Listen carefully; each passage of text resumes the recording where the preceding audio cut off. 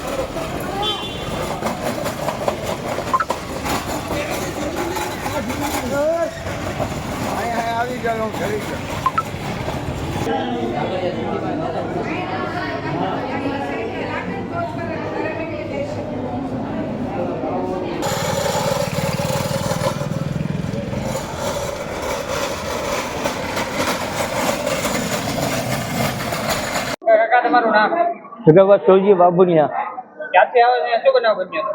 ગુના ગુના હું ભાઈની મોજા ખારમાં ઊભો છું, ભોળાના મંદિર આગળ।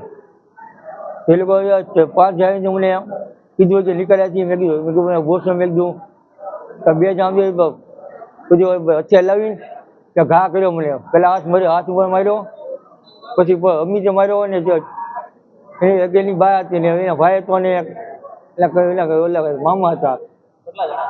5 જણા હતા, 4 જણા હતા ને એની બા હતી। 5 જણા હતા મને। નામ શું છે? કોનું? પાર્ટનરનું નામ?